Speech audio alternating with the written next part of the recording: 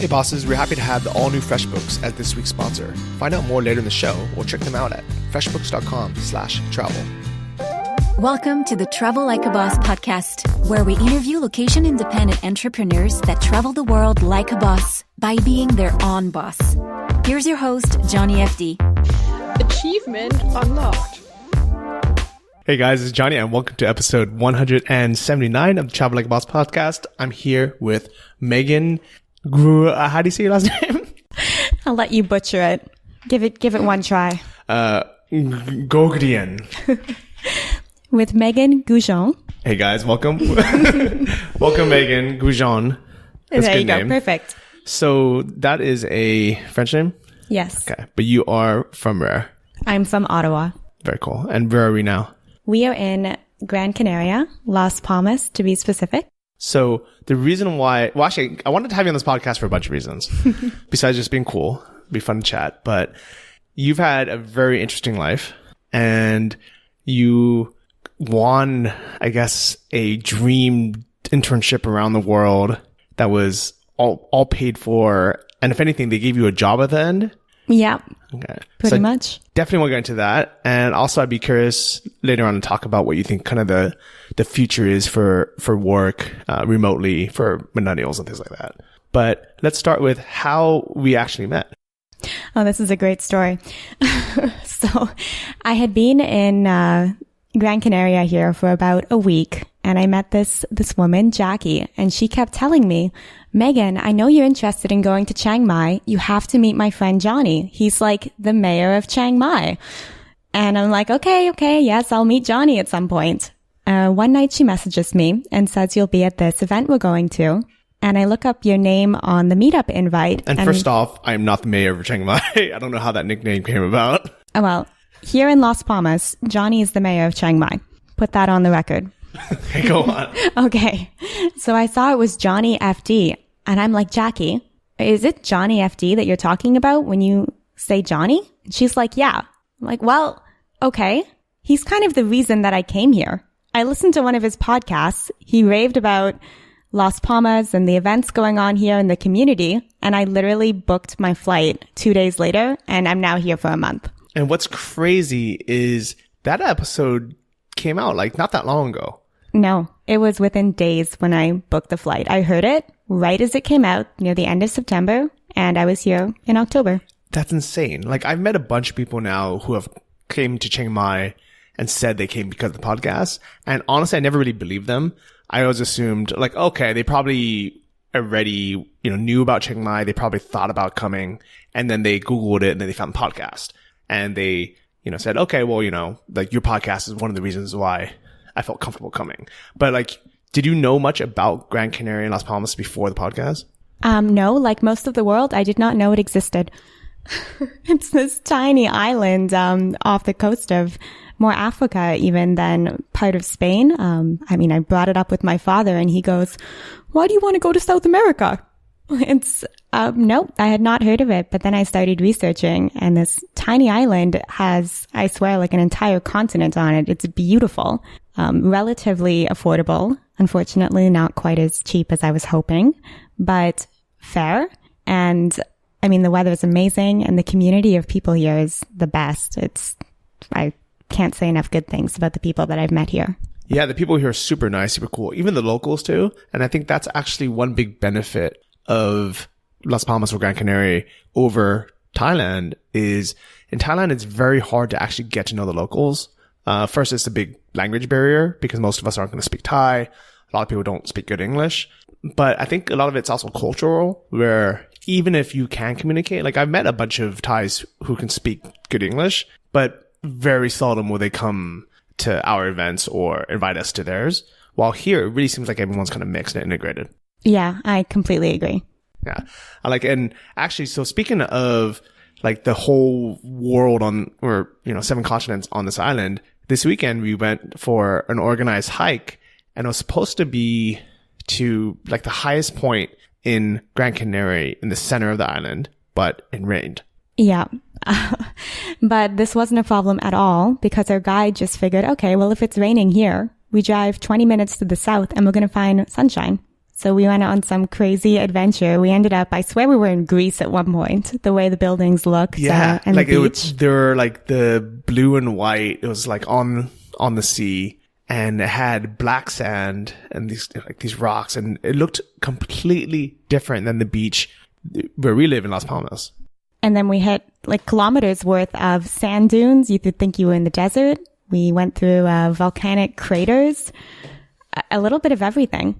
Yeah, and that was just one day. Yeah. I mean, I think to be fair, it was in total, it was a couple of hours of driving that day.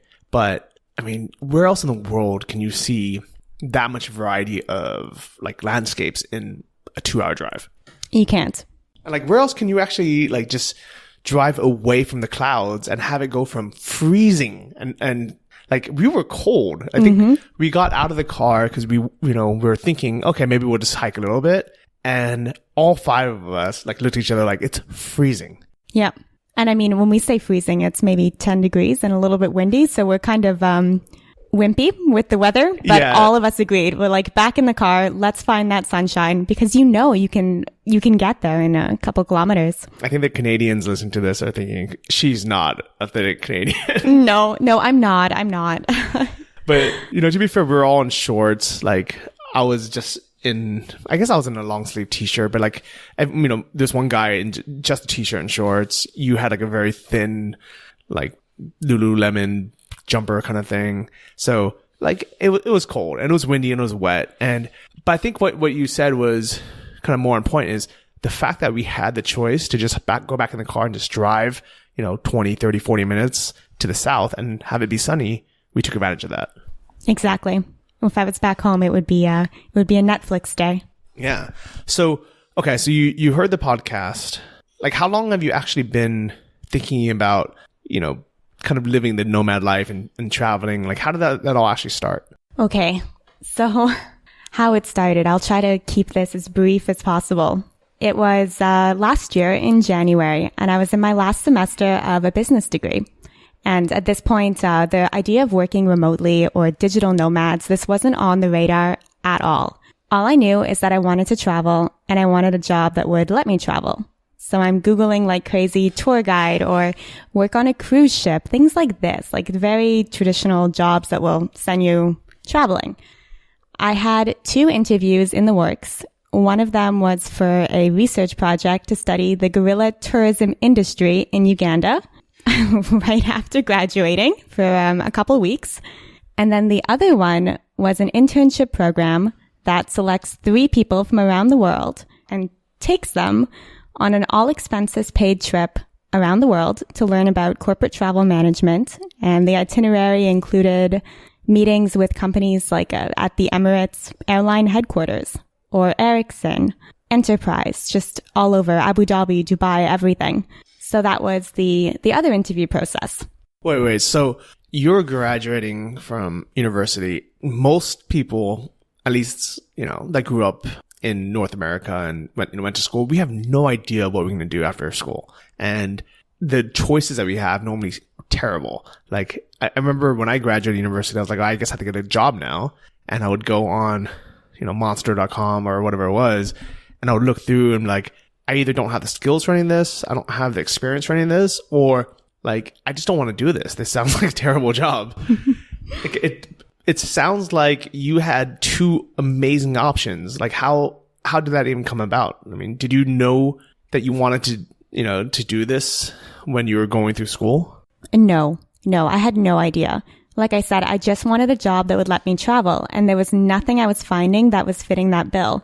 So I thought, okay, I'm going to try for these 2 absolutely crazy things. I'll probably get neither of them. But if that's the case, then I'll just go out to Alberta for the summer and bartend or just do something fun to celebrate graduating. Wait, Alberta is fun? I had fun. I spent the last summer in Alberta. It's the Rocky Mountains. It's fun. But the goal was to get one of these, and both of them were just short-term travel. Neither of them would be a career that involved traveling. Either way, it was something to do when I graduated. And so how did you even hear about these 2? Like helping or the research with the Gorillas Uganda sounds awesome. How did you hear about that? It's actually with one of my professors for tourism in the business program. and he runs safaris out of Kenya. And he somehow got this opportunity to work with the tourism board in Uganda to study the ecotourism industry, focusing on the gorillas there.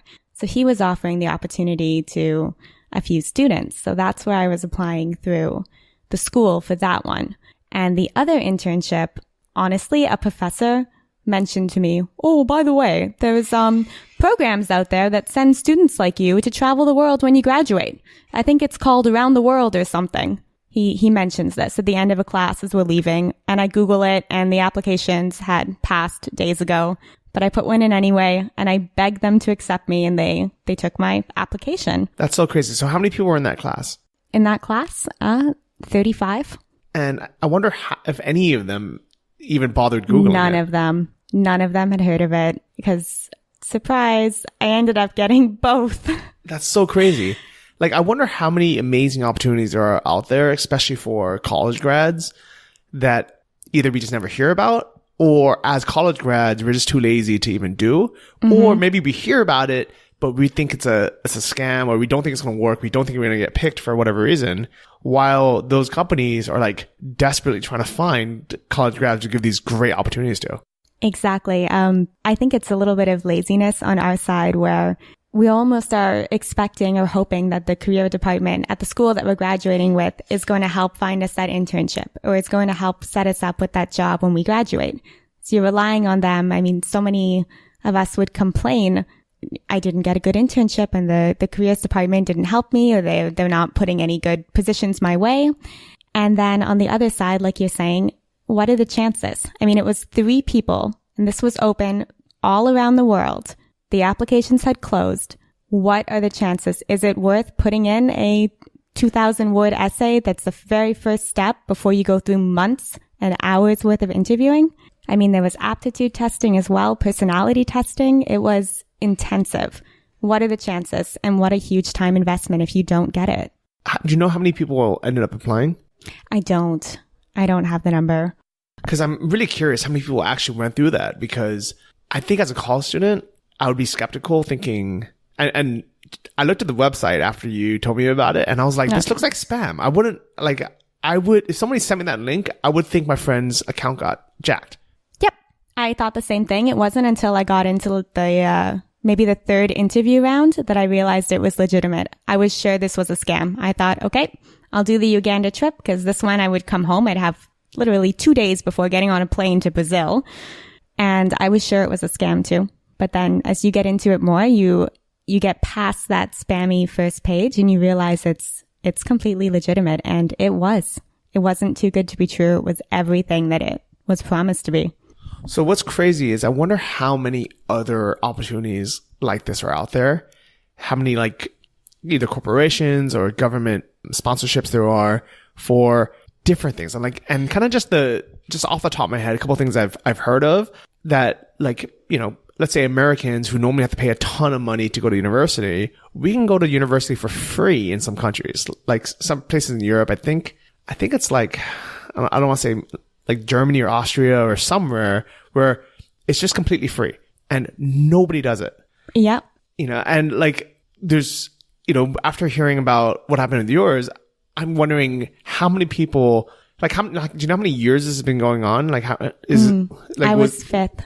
So for 5 years, how come you didn't hear about this, you know, 5 years ago, or even 2 or 3 years ago when you were going through school? Like, why did he hear about it 4 days after the application is closed? It's crazy. Mm-hmm. And I don't know if that's just because of where I was studying in Toronto in Canada. Maybe it was marketed more in the States or in Europe. I'm not sure. But I agree. It's an amazing opportunity. And the company that's sponsoring it, which is the company that gives you the position when you finish the internship, is investing so much money in each person. So it's a shame that it's not marketed or pushed out there more or made more awareness. When anyone hears that I've done it, it's, how did you hear about that? What is that? Does that exist? People are so interested, but they just don't know where to find it. So I know back in the day, everything had to be word of mouth, you know, or maybe they had a advert in some travel magazine or something. But now we have social media, now we have the internet. You would think these things would be shared so much more. And I actually remember when I was in high school, somebody had told me about a program where you can go to Taiwan as long as you have like 10% ancestry there. And you go there and it's government subsidized and they take you around the entire country. Like you can live there for free, food's free, transport's free. And they even give you a discount on your plane ticket. And then someone else told me they do the same thing in Israel and then a bunch of other countries as well. And I think till this day, I wonder, why doesn't every single high school and college student join these programs? And how come they didn't even hear about them? And why not take advantage of it? I mean, the desire to travel is huge and there are opportunities out there, but you have to look for it. And I think in some ways there's almost too much information out there where you don't know what website to go on because there's 100 of them that will direct you towards these type of internship programs. And a lot of them are working for free or you're paying to go overseas to volunteer somewhere. The ones that you have to pay to go volunteer drive me crazy. Oh, I don't understand. How do you expect someone with student debt just graduating to spend thousands of dollars to get there and to have the volunteer experience? But then they tell you, well, this will lead to a job later. You have to get your foot in the door. You have to have that abroad experience, which you don't. I absolutely had not traveled outside of North America prior to any of this. And they sell you on that side of it, that it's for the experience. But even if it is, and you see the value in that, if you don't have the money, you don't have the money. So you're missing out. Well, I actually think of it as just kind of like bad business practice, bad fundraising on their part. Almost kind of like lazy fundraising. So I've seen this with, let's say elephant camps or something where, you go and you help rehabilitate these animals and they might be doing a great job and doing what they're doing. So like once you get there, maybe the program is completely 100% legit and it's amazing experience. But instead of them finding actual funding or, finding a way to monetize either the tourism or something, like that makes some kind of business sense that brings in enough money for them to be sustainable. They figure, hey, these college kids, with these kind of bright-eyed dreams, and their parents' wallets will come and, they'll just give us money and it'll just be easier for us. And I think it's really taking advantage of college students and their parents. Mm-hmm. I was recently in Toronto, maybe a month ago, and they have this big expo called the Go Abroad Expo or Go Global Expo. It's held in Montreal, Toronto, and Vancouver. And one of the sessions that was sold out, people standing outside the doors trying to listen in, was called Careers for Globetrotters. And the panel up there was just discussing these type of positions, or where you go and you work for free, or you go to places that you probably don't want to be, and you're paying for your flight, you're paying for your accommodations. It's all volunteer. And they were just recommending that if you do want a position, do this or go teach English abroad. And that's when I kind of raised my hand and said, what about remote working? I ended up being invited onto the panel discussion and just asked questions about what it is that I do and how I'm able to travel around.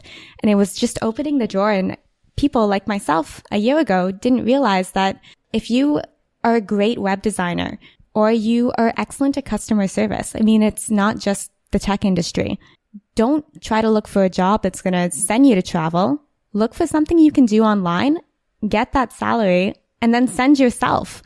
So it was just it's a whole different mindset to wrap your head around, new opportunities with internet, with technology. And I mean, being in Gran Canaria has opened my eyes up to the community. Yeah. So I'm curious. So before coming here, how many other, digital nomads, remote workers did you meet kind of in your lifetime, growing up in Canada I guess before you start traveling? None.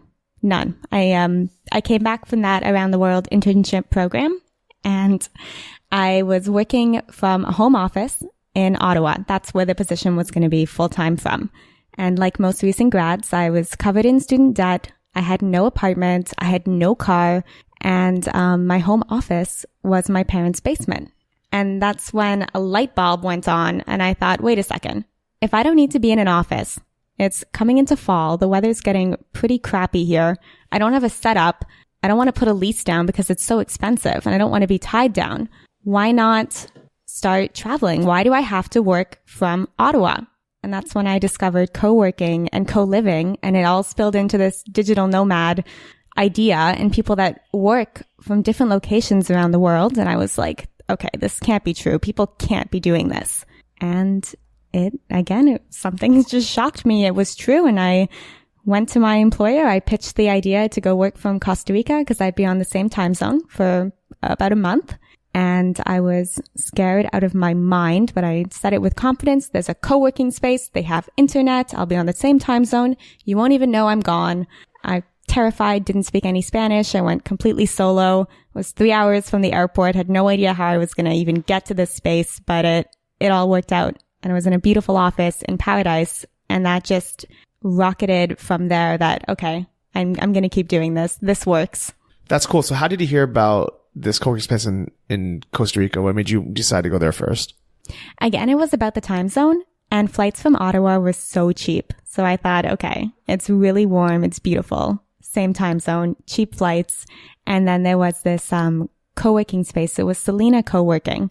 And I was looking at their photos online. I was looking at reviews, and it all sounded good. And I had backup plans where if the internet wasn't working there, I would go somewhere else. But I was using like Reddit threads, Reddit, Digital Nomad, Nomad List, just TripAdvisor for the reviews. And it looked like internet was available in Manuel Antonio, Costa Rica. So I just winged it. And I thought, worst case, I book a really cheap flight back home and I take this vacation days and I forget this ever happened. But it worked out. That's cool. That's actually really cool that you picked a place that isn't super common with nomads. I think actually one of the biggest problems with having so much information now on online forums, whether it be Reddit or Nomad List or a Facebook group, is that we often only go to places that have kind of been proven already. And I think there's ups and downs of both, right? I mean, it's good if you go somewhere and there's already information so you don't have to take that big gamble like you did. At the same time, I think sometimes you start relying a little bit too much on other people. So I applaud you for taking that gamble, and I'm glad it worked out. Well, thank you. And I agree that there are definitely pros and cons. I mean, a major con of going somewhere that's not so well known is that you're more you and the locals. It's not that expat community or community of other people that are working like you. So one struggle or downside with Costa Rica was that everyone else that was staying there was there on vacation. So it was a lot of partying going on around me. But on the bonus side, I had this beautiful, like stunning, like one view of the window of the jungle, one view of the beach office with blazing fast internet and service, all of it just to myself every day. That's cool. So the people at the co-working space, were they on vacation and just working there for a few days, or who was actually there? There was no one there. There was no one. I'm not kidding. There would be guests that would occasionally come up to this rooftop co-working space and tap on the window and be like, what's going on in here? But I had a special key. I was the only one. This is a multi-level office, and I'm hoping to get a review up very soon of it on YouTube. I have video footage. It's going to blow your mind. And it was $10 a day. I was the only one there. That's crazy. It's such a shame that people don't go to these places. I think, no. Well, I'm sure it was nice for you that you had it all to yourself. But it was so nice. but at the same but time, also lonely. Yeah. And that's the downside is, if nobody goes, it's not going to be sustainable for the business, and they're going to have to close the doors after a few months. And also, if you were there for longer, you probably would have gotten, too bored and lonely and had to leave. Mm-hmm. So I do kind of think there's that balance of having the place to yourself, and it's nice, but then also, wanting that business to survive. Exactly. And being here, and I know I've said this like 3 times now, but this is the first time I've actually been in a place that is so high up as a nomad destination. And it's amazing. I mean, my image of digital nomads when I started this, much like my boss's still unfortunately is an 18-year-old partier backpacker with a cocktail and a laptop on the beach. Like, that doesn't happen, okay? If you can work from the beach and you can actually see your screen, good for you. You have supervision. But you're in a co-working space, and the variety of people and the variety of age groups, and the fact that you don't need to be a single white male in the tech industry to make this work for you, it's been amazing. The people here, it's all fields. Yeah, and I think that you actually made a good point is, people from all different countries, but also all different ages. Like, what is kind of the age range that you've seen here? I'd say it's more like 28 to 40. Yeah, I think Gran Canaria, for some reason, is a slightly more mature crowd. I think Chiang Mai is a bigger age range where you have people much older, like in their 40s plus, but also you have people much younger that are like early 20s. While here, for some reason, Gran Canaria seems like it's kind of exactly what you said, like late 20s and to late 30s. Exactly. I love it though. It's like a very classy scene, and it's another reason, in addition to your podcast, that I wanted to come over to Europe as opposed to going more Central America, or, I mean, I'm dying to go to Thailand, so I can't bash that at all, but just to get that more professional scene. And I mean, you can definitely find it here. Hey bosses, I hope you are enjoying this episode so far. I just wanted to quickly thank our sponsor and tell you about FreshBooks for a second and how it can benefit you. So if you are a freelancer or you have any kind of online business, it is honestly the most important part to get paid and also get paid on time. There's been so many times that I've left money on the table by either not sending out an invoice when I should have or just forgetting to get paid for it. And I know it sounds silly to leave money on the table like this, but trust me, when you start getting busy, you have a lot of expenses, you have a lot of invoices, it's easy to get mixed up. So with FreshBooks, you can create professional invoices online and most importantly, have them sent every single month on the same day of the month. So whether you are editing a podcast, you have a service-based business, or really any kind of online business where you need to remind your client to pay you and pay you on time, definitely check out FreshBooks. Go to freshbooks.com/travel. Let them know that we sent you. Also put in Travel Like a Boss podcast in the How You Heard About Us section, and enjoy the rest of this episode. So I really want to hear about this trip, okay? So you applied for this random internship 4 days after it closed, and you begged for them to accept your application. You went through, was it weeks or months of months of interviewing? Mm-hmm. Was that in person or over the phone? All over the phone, and then it would be Skype. And these interviews, I mean, the first couple, the guy who heads it, he's amazing, but he builds your confidence in the interviews. So, it's questions that you're kind of bragging about yourself. When you answer, you leave the interview, it's an hour long and you feel good about it. But then it would spur these interviews on you. Oh, we're going to have a panel discussion. And it's a panel of people on the phone. You can't see them. And they'll ask you these very direct questions like define project management. You give your answer and it's like, okay, next question. No feedback, nothing. And you feel like you left the interview just like it went horrible. But then you get the call and you have another interview and it just keeps going. So it was a lot of ups and downs, and getting the call that I had received it at the end of that was, I mean, an absolute dream come true. I cried. I bawled my eyes out, called my mom. That's cool. So I guess before we even get to, like the countries you mentioned, because I definitely want to talk about that. What was the company called that you did there? It was through the Association of Corporate Travel Management. And then the hiring company that sponsors it is BCD Travel. Okay. And do you know what the website is if you wanted to check it out for next year? They would want to look on, I mean, you could look at it through BCD Travel or ACTE, ACTE, which is the Association of Corporate Travel Management. If you Google the Around the World program, that's where you'll find the information on it. And like Johnny mentioned, it looks a little bit scammy on the website. We're working on it. It is not a scam. It's the most amazing experience you can have, and it's, go for it. Ignore the first page. Honestly, if I didn't meet you in person, and if we haven't been hanging out for the last couple of weeks, I would have been like, no, like this thing is just wanting my email to sell me some BS.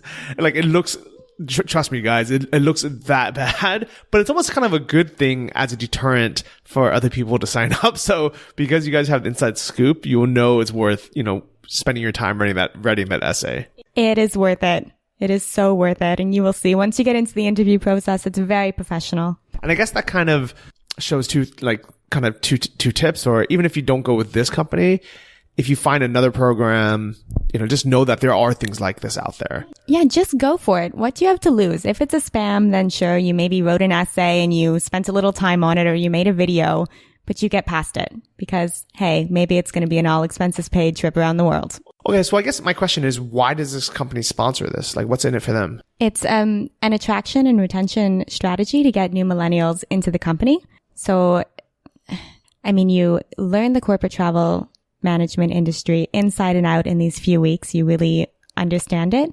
And then you go into the full-time position where it's called the Management Associate Program, but it's all paid. It's full-time hours. And that's the first 6 months of working for the company. And in that time, you have opportunity to do cross-training. You do a lot of different learning, extra tasks. It's almost a little bit like school and working at the same time. So they train you, they teach you, and it's to help with succession planning and kind of rocket new talent into the company, but not have them start out at the base, bottom of the barrel. Okay, that's cool. So it sounds like this company just wants to attract, college grads into the company and kind of train them up to be their perfect employee. And why do they send you around the world? Is that the perk, or are you actually, is that part of the program to learn about corporate travel? I think it's both. I mean, it's absolutely both. And the reason it's BCD Travel and the Association of Corporate Travel Management that work together is because BCD more sponsors it. But then, of course, the association is the one that would have all the contacts with travel companies around the world. So they would organize the meetings for us. And then the BCD would be the sponsor behind it all. And if they didn't have that partnership, I don't know if we'd be able to get the same quality of meetings. And when you're doing the around the world, I'm not kidding you. You are up at 6 a.m.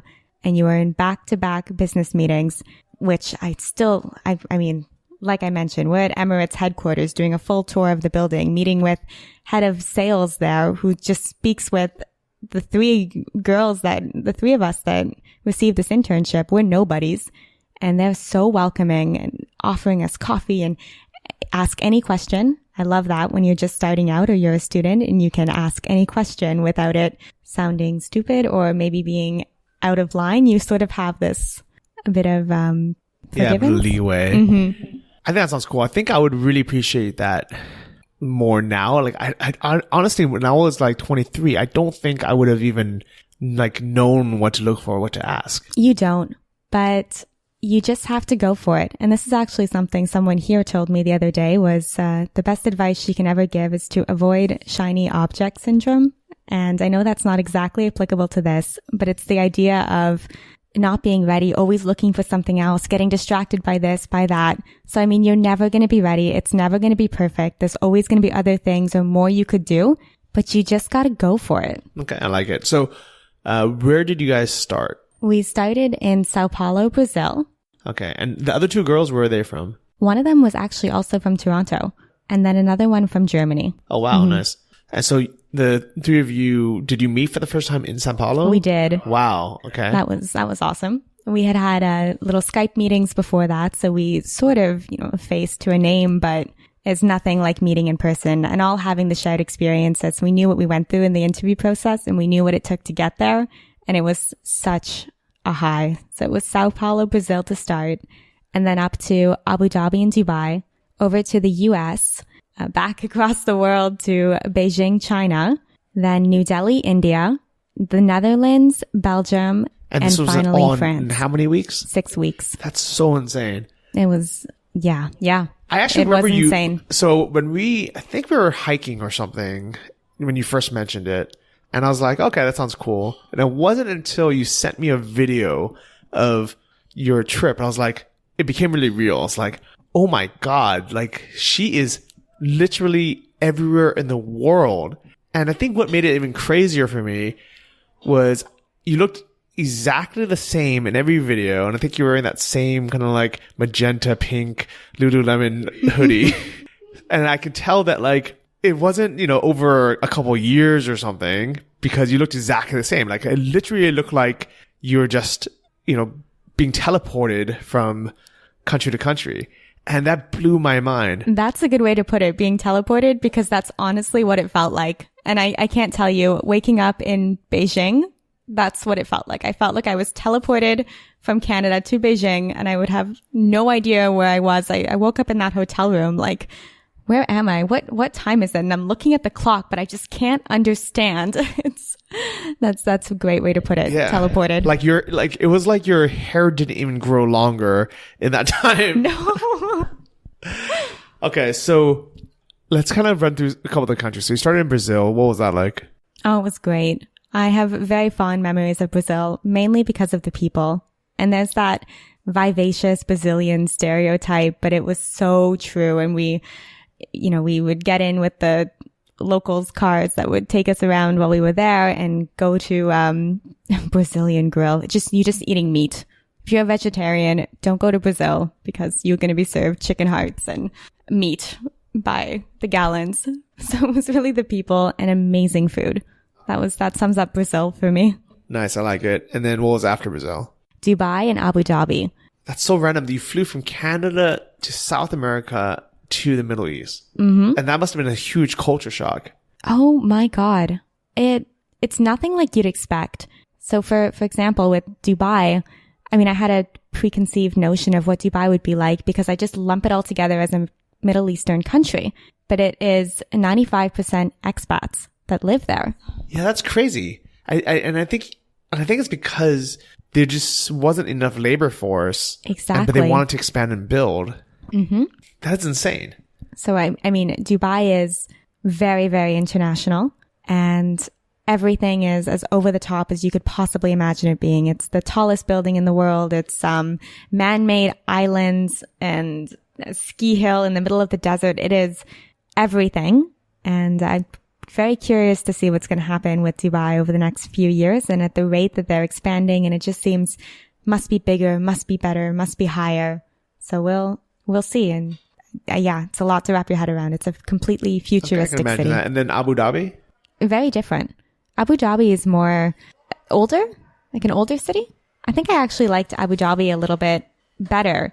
But if you're living there as an expat, you'd want the international scene of Dubai. And they were only 40 minutes, I think, driving apart from each other. So I enjoyed Abu Dhabi. We were only there for 2 days, so I don't have too much to say about it. Okay, very cool. And then after the Middle East? We went back to the US to one of the company headquarters for BCD Travel. They have an Americas headquarter in Atlanta. So we were visiting that main office there. And that was cool. For me, as a Canadian, the US wasn't quite as exotic. Have you been to the US before that? Yes. So just Georgia? Mm-hmm. Just for that trip. I know just Georgia on this trip around the world. Okay. And then where? And then from there, we went to Beijing. Oh God. I don't even know where to start with Beijing. I was a mess. I think it was, like I said, it was the first time the time zones really hit me, but also everything is different in China. I swear there's rules. There's so many rules that I don't know. And where you sit at the table to how you hand a business card to whether you look in the eye or not. I mean, I couldn't even figure out the ATM because the PIN pad is reversed. Like so many things. So I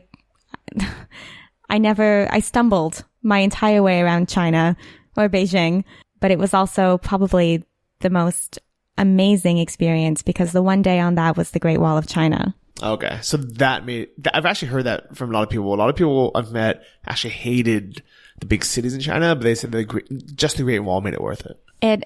I was told before we went to the Great Wall, we were going on a Sunday as well. I was told, don't go. It's a tourist trap. You're going to hate it. You're not going to be able to walk. You're not going to be able to move. But on this particular Sunday, the week prior, the Thursday was actually a holiday in China. So because this apparently makes sense, because the Thursday is a holiday, the Sunday ended up being a working day. Oh, that's so random. Okay. I know. I don't understand, but it worked out for us. We pretty much had the Great Wall to ourselves. Wow. That's amazing. Photos where you see no one else in them. If someone, like, as tourists, should we just go to the Great Wall like Monday through Friday when it's a work day? I would say go on the specific Sunday sometime in July after that Thursday holiday. I can't give you advice for the rest of it. I can tell you that if you do go, they're going to give you 2 options to get down. This is where I can advise you. Okay. Option 1 is walk. Option 2 is bobsled. Bobsledded. You bobsled down the Great Wall. That's so insane. Yeah. When they offered the options to me, I laughed and the ticket vendor just stared at me with a straight face and said again, walk or bobsled? Bobsled. I guess. And like, wait, you're bobsledding on the rock? No, they have these like metal toboggan. What's it called in the Olympics where they have the people in like the chutes? And Okay. That's so crazy. Yeah. And what was that like? It was very fun. It's so random. You have to do it, but this is common. So Okay. that's my advice for the Great Wall. I can't tell you when to go except that Sunday. Okay. But definitely So was this your down first at time the in end. Asia? Yes. Okay. So I think getting thrown into Beijing was very difficult. But they say, and I believe this, that nothing can ever prepare you for Asia. Just period. Like For Asia. yeah, just like the first time anyone ever goes to Asia, they are shocked. They're just like, I expect it to be busy. I expect it to be different and crazy. But every single person in the world, especially coming from North America, you go to Asia for the first time and just like, oh my God, I was not ready for this. Yeah, there's no way to prepare yourself.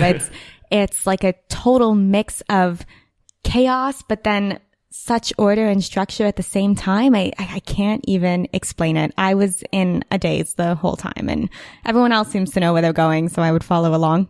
Okay, that's crazy. So after Beijing, You went to India. I can't even imagine how insane. Like, to me, I don't like big cities in general. So to me, like, Bangkok's too busy. But Bangkok is just like, so you have like, so from like busy city levels, you have like Toronto, which is not that busy, but it's a big city. Then you have like New York, which is like, wow, that's so crazy. There's so many people. But then you go to like Bangkok, you're like, oh my God, this is a big city. Then you go to Beijing, it's like, there's too many people. This is madness. I can't even imagine what India is like. Yeah, like you're saying, nothing prepares you for Asia. Well, let me tell you, nothing prepares you for India. We were in New Delhi, and I was pretty nervous, honestly, going there, just with the reputation for safety for women, especially. And we were 3 young women traveling. And India is somewhere I want to go back to, but I don't think New Delhi is somewhere I want to go back to. We went straight from the airport, chauffeured to our hotel, which is very close by. And the hotel was nice, but the surrounding area, I mean, you walk 2 meters and it is all slum. And it's just all in such close proximity. And I know it's not just India and not just New Delhi that is like that, but it was a different type of poverty. And I saw poverty in Uganda, but it's different when it's everybody and they're all kind of working together. It's all on the same level. Here it was super, super rich and super, super poor, but all together. So it's a lot to take in. And then in going to not the Great Wall, I've still got China on the brain.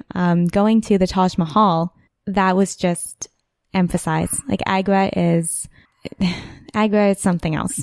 From what I've heard, Taj Mahal is very pretty to take photos of from outside, but going inside is a mess. Oh, you do not want to go inside. I mean, you want to go inside because you made it all the way to the Taj Mahal and you have to go inside. But you are shuffled through. It is so hot. It is so stinky. I mean, you don't have any time to really look around. You can't take photos because you're just being pushed and pushed and pushed all the way to the exit. Then it's done. So I agree that you want to be on the outside. That sounds like that sounds like my nightmare. So I don't think I would be going there anytime soon. No, that was not the best experience. The whole Taj Mahal experience is something you need to prepare yourself for. And especially, like for myself being blonde and very fair, you get a lot of attention. Same with, Barbara, who was the girl from Germany that was with us too. And people were throwing their babies on us. So thank God I didn't have my clumsy streak going on because that would have been awful. But I can't tell you how many family photos we're in now, and you say yes to one and then you end up with all these people and you can't, it's not like you can just say no and walk away. I think like a lot of people listening to this might be thinking like, oh, that sounds fun. It's not. It's people grabbing you and pulling you. And it's almost, I know it's a culture. It's different. But for me, it felt so disrespectful. It's not asking. It's not nice. It's throwing, grabbing, pushing, pulling. Yeah, I can completely imagine that. And, I applaud you for keeping your temper because I would have flipped out like that. Like I don't like being grabbed, especially, and, if I was in your situation, I would have like it would not have been pretty. So Well, you've got a bit of a size advantage on me. I know, but like I think even thinking that, I'm like, man, like for me, I still don't like being grabbed, and I don't even feel vulnerable. Like I can't imagine being in a situation where I don't want to be grabbed and I feel vulnerable. That would be like I would flip out. It'd be like I don't know what I would do. Yeah, I was just saying no. I put my head down, and Barbara and I kind of ran out of that area. Yeah, that sucks, but at the same time, I think the reason why we have these good and bad experiences is because there's good and bad experiences kind of in every culture. Mm-hmm. And I think it's important, for podcasts like this where you can actually hear both sides. Because I think there's so many, like let's say, must go visit places that you might read about on a website or on TV that they only highlight like how cool it looks. I'm sure there's a lot of, travel blogs that will just show amazing photo of Taj Mahal and be like, oh, look, it looks great. You should go there. Yeah. And nobody talks about the other side of it. Exactly. And it's beautiful. It's stunning. But there is that other side. Yeah. And so if you guys do go, and you're like, okay, I know the risks. I know what to prepare for. I know what to watch out for. If I go, then that's going to be, I'm going to know what I'm getting myself into. Exactly. Prepare yourself for it, but still be amazed by the beauty and the grandeur of it. Yeah. So go there in like black jeans, a sweater with spikes all over it. Maybe no, you'll die. I'm sorry. It is, what, 50 degrees? Oh my God. Okay. So an air conditioned spacesuit with barbed wire on it. Oh, there you go. There you go. I'll see you there, Johnny. With maybe like, one of those like electric shock things. Like anyone gets too close, they get zapped. Oh God. They should sell that right in front of the Taj. Just like have that wrapped around Oh, you. that's awful. I'm like, hey, don't touch me if you don't want to get zapped. Mm-hmm. All right. So where'd you go after India? After India was back over to Europe. So we were in the Netherlands, Amsterdam in particular.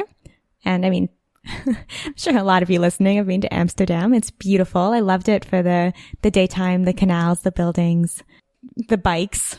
You can't go to Amsterdam and not be amazed at the amount of bikes. I have no idea how people find those. I think they all steal each other's. And I would highly suggest if you go and you're interested in walking the streets or getting into some of the museums, just get up early. And by early, I mean 8. Like it is empty in the streets until 11 in the morning. And book all of your tickets for any of the attractions online days before. Everything sells out. You can't just get in line and go. Well. Yeah, exactly. Okay. Yeah. So what was after Amsterdam? Belgium. So we just spent a couple days in Antwerp. It was very beautiful. Chocolates? Yeah, good chocolate. And what was that other food that... The French fries there? Belgian fries? Ah, yes. They have chip wagons, like back in Canada. So you can get your steamy hot fries. Okay, very nice. And what was after Belgium? France. And it was just a couple days. And I mean, it was Paris. So not too much to say. It's beautiful. But it's, again, it's a big city. It's a little bit dirty, but it's beautiful. So I was kind of like, I'm like almost kind of mixed between thinking like, when I watched the video, I was like definitely in awe. I was like, this is amazing. It's beautiful. How cool is it that you got to go all these amazing places? But the other part of me felt like, man, that sounds like torture to me to travel that much, be on that many flights. I'd be exhausted. And to me, it would have all mixed in together. It definitely all mixed in together. But where I am right now in my life and where I was then, the opportunity to just, go around the world in 6 weeks, have it fully paid and have all these experiences, and it's going to be safe. It's organized. I mean, yes, there were sometimes I was incredibly tired, and there was parts in those videos where we'd been up for 50 hours plus, but there's nothing that I would change about it. And that's all part of the experience. And after that, I was only inspired to do more traveling, hence my home office failure instead of less. So it is exhausting. So I think they target like millennials and college grads like perfectly, because I think if you were even in your 30s, you'd be like, there's no way I can handle that. My body would just collapse. But I think when you're like 23, 24 or something, like it's the perfect time to do it. Yeah, but I don't know. I know many people that are in their 30s that are working a 9 to 5 and they're commuting 2 hours into an office, doing their day job, going home, going to bed, repeat, that would look at this experience and it's amazing. Yeah, that's true. And what you get out of it at the end, apart from just the list of countries you can add to your passport, is understanding of the different cultures. And I don't know, but when you travel, I'm sure you know this, you see things and you're like, wow, that's a great idea. Why aren't we doing that back here? Or wow, his mindset is great. Or, you know, I had a rough day, but then I can remember some of those people that I saw when I was in India. Yeah. And their day's a little bit rougher. And I'm going to get through this spilled coffee right now and move on. So was France the last stop or was there more? France was the last and stop. What did it feel like after all that ended? You know, I'm assuming you went back to Canada. Well, like, what did your friends think when you told them about this, or you showed them that video? They had a million questions, and I mean, like you said, it just all went by so quickly. So I would answer it, but it was all kind of a blur together, and readjusting back home, because especially with Ottawa, it's a very close community. My friends are all friends I had from high school, even before I went away for school. Most people grow up in Ottawa, go to school in Ottawa, get a government job in Ottawa, and it's not this kind of travel mindset.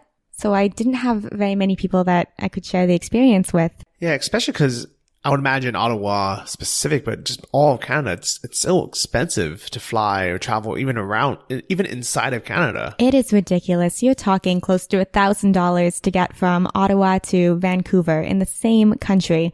And then here we are, and I could get London to Barcelona for 20 euros.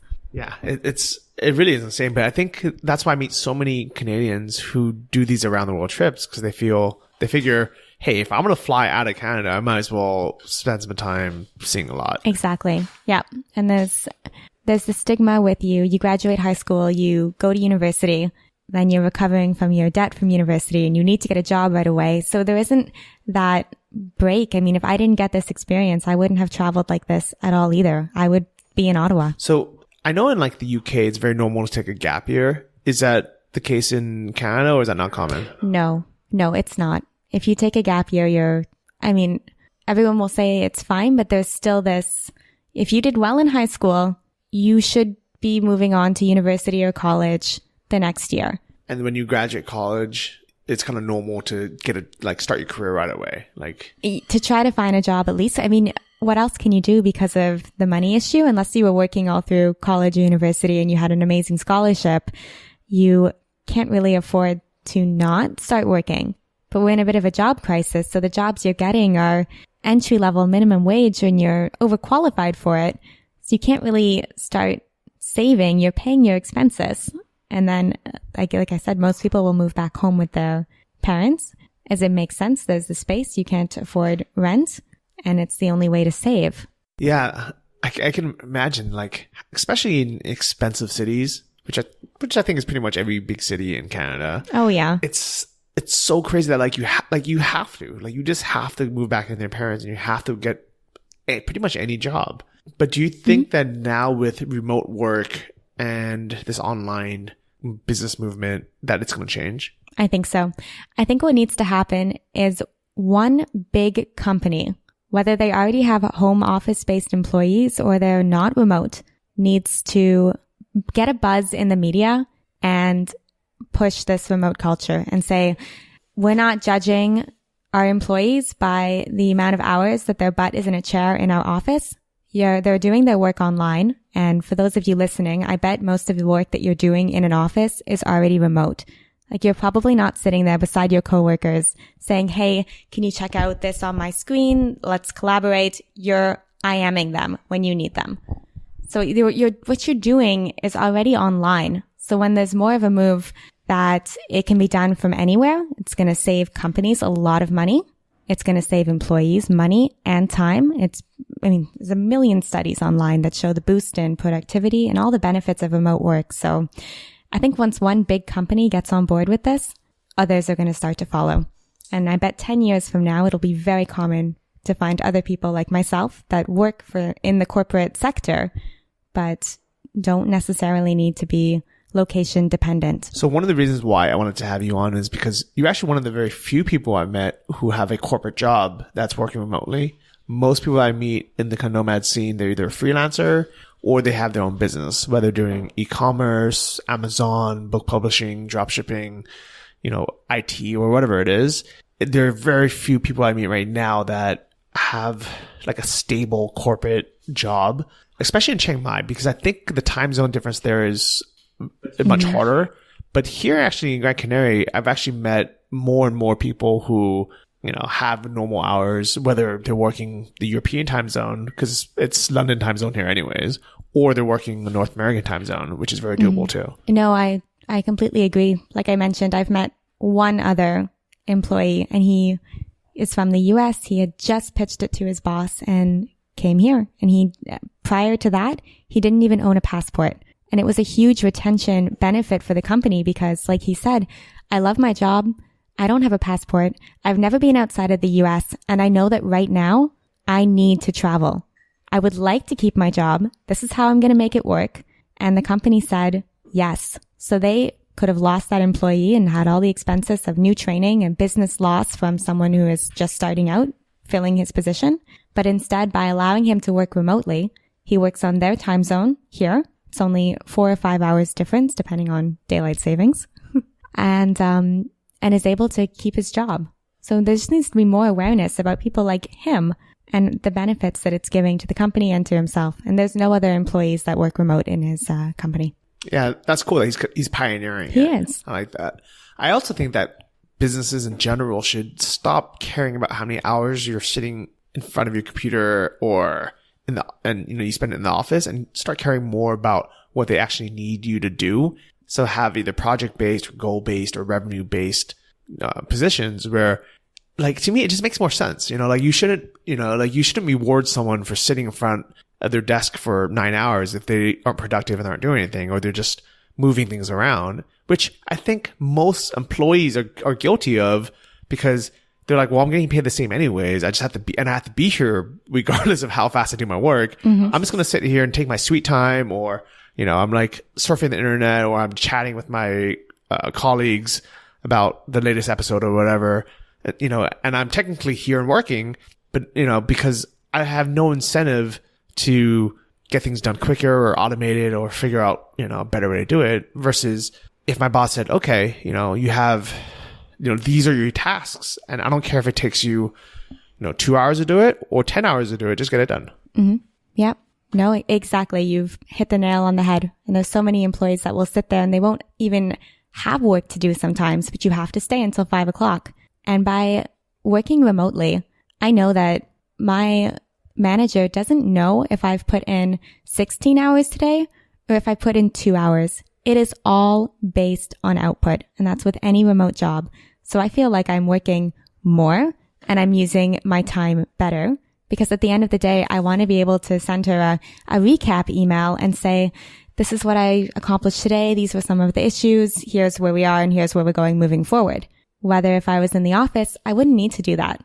If something came up during the day and things happened, or I took an extra long lunch, it doesn't really matter if I didn't finish it today, because I'll do it tomorrow. Now I feel like I need to show something for it. So I work harder. Yeah, I like that. So some other benefits that I think you had mentioned earlier about hiring either remotely or allowing your employees to work remotely is you can attract a generation of millennials who want to travel, who want to live remotely and have the skills to, to do a great job.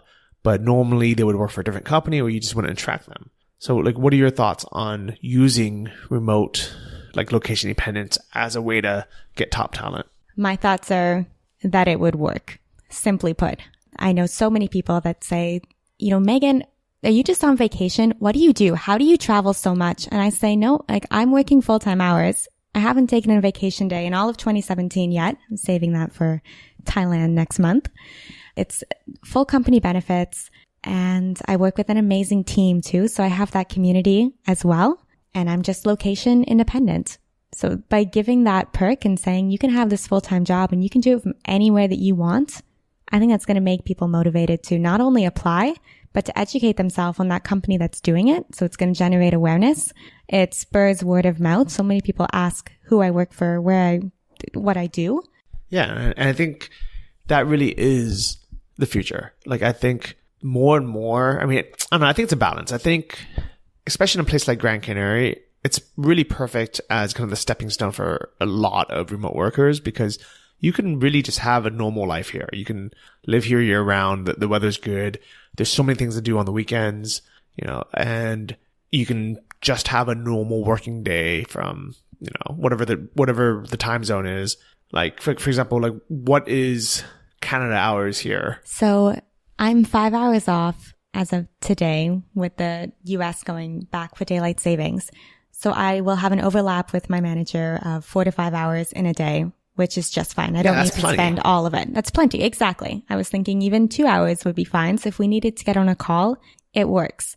But again, with the time zones, I think companies need to lay out, this is the position, these are the technical requirements, these are the hours that you would need to be available, and then let the employees find a solution that works for their needs and fits those job requirements. So don't say you must be in a home office from Ottawa or you must anywhere. Don't even tie location to the employment. Lay out the requirements, let them find a solution. I like that. And even in Thailand, where it's the complete opposite time zone, I still made it work when I had to talk to my US suppliers during their time zone. I would just start working and at, early in the morning, 7 or 8 in the morning, and I would overlap with 1 or 2 hours. Because it would be like, let's say, right, like 4 p.m. California time when I would wake up and start working, which isn't, isn't ideal for certain jobs, but for a lot of jobs, like it's actually better because nobody's distracting you by sending you emails and having the next thing or chatting with you while you're trying to get something done.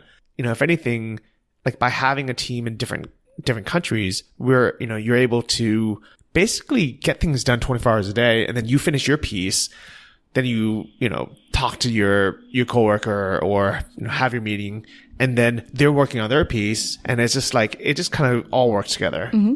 And like you're saying, you knew that you had to be on these calls.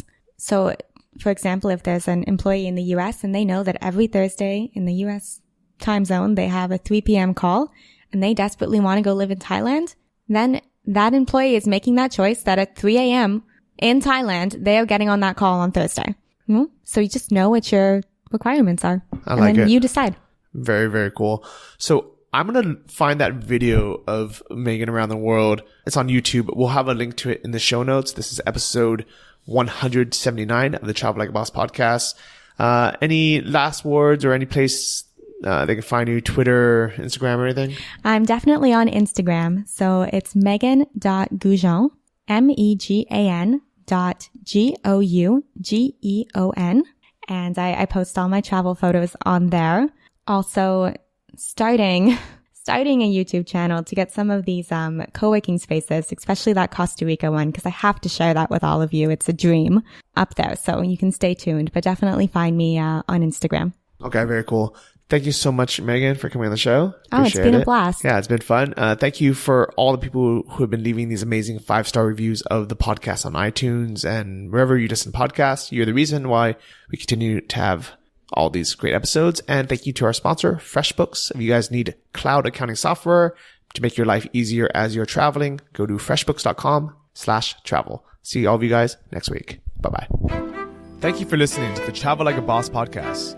If you want to hear more, including the bonus, How to Choose the Perfect Niche episode, join our mailing list at travellikeabosspodcast.com. See you next week, and remember, if you want to travel like a boss, you need to be your own boss. So start your online business today and start living the lifestyle you've always dreamed of.